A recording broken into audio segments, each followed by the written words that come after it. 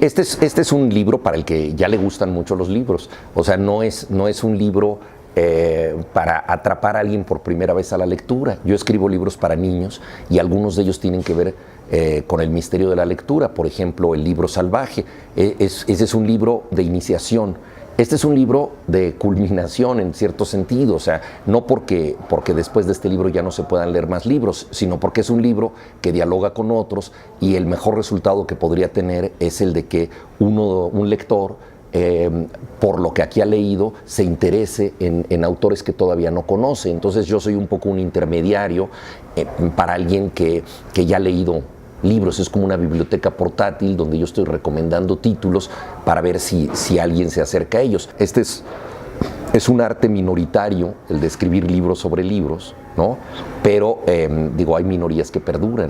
A mí, por ejemplo, como lector, me interesa mucho no solamente lo que un autor escribe, sino qué libros lo hicieron posible. Cuando un autor me interesa, por ejemplo, no sé, Anthony Burgess, Italo Calvino, Juan Rulfo, de inmediato quiero saber cuáles fueron los libros que leyó para convertirse en eso. Algunos lo razonan por escrito y dejan libros de ensayos. En otros, pues lo tienes que buscar a través de biografías o entrevistas.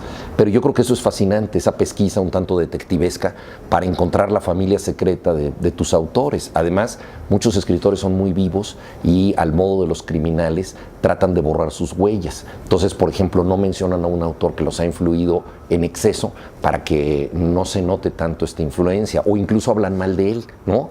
Y entonces ese juego también es muy interesante. Y este libro es pues para ese tipo de lectores que quieren no solamente leer un autor, sino saber qué otros libros lo constituyen y cómo se pueden establecer conexiones de pronto sorprendentes entre autores que parecían muy aislados, todas estas cosas, ¿no? Mucho de eso, la verdad, yo creo que es como una biografía intelectual, es como un striptease al revés, ¿no? O sea, en un striptease tú te vas desnudando. En cambio, cuando tú estás leyendo a los demás y estás seleccionando lo que te gusta, te estás cubriendo de citas, te estás cubriendo de libros, te estás cubriendo de autores, pero todo eso que te estás echando encima te está definiendo, ¿no? Ese es, digamos, tu cuerpo mental está hecho de eso. Por eso me parece tan buena la frase de Rodrigo Fresán que dice que las raíces de un escritor no están en el piso sino en las paredes, porque son los libros que ha leído.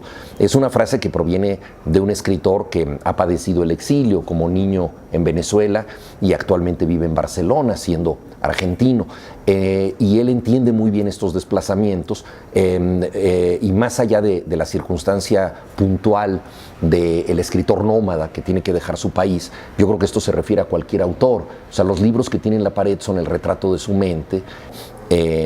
Y básicamente yo he querido escribir los ensayos de un narrador, alguien que se dedica también a escribir cuentos y novelas. Y me parece muy importante la personalidad del autor, la circunstancia en la que él ha vivido, su temperamento, su psicología, los quebrantos que enfrentó en vida. Entonces, si tú entiendes que Daniel Defoe fue un muy dinámico y muy fallido empresario, que estuvo varias veces en bancarrota, que fue a dar a la cárcel, que tuvo una vida muy revuelta en ese campo y que fue pionero del periodismo financiero y estuvo metido en política tratando de hacer negocios y que emprendió algunas de las más audaces aventuras, pues a partir de todas estas circunstancias comprendes que de pronto haya tratado de reinventarse a sí mismo en una isla desierta a partir de la figura de Robinson Crusoe, que es alguien que, a diferencia de su autor, sí logra controlar su entorno. Se sobrepone un naufragio y se convierte en una especie de héroe del capitalismo, ¿no? Que logra dominar la naturaleza. Llega otra persona de una etnia diferente, Viernes, y se convierte de inmediato en su subordinado. Entonces, todo lo que no pudo hacer en vida, Daniel Defoe lo imaginó en esa isla.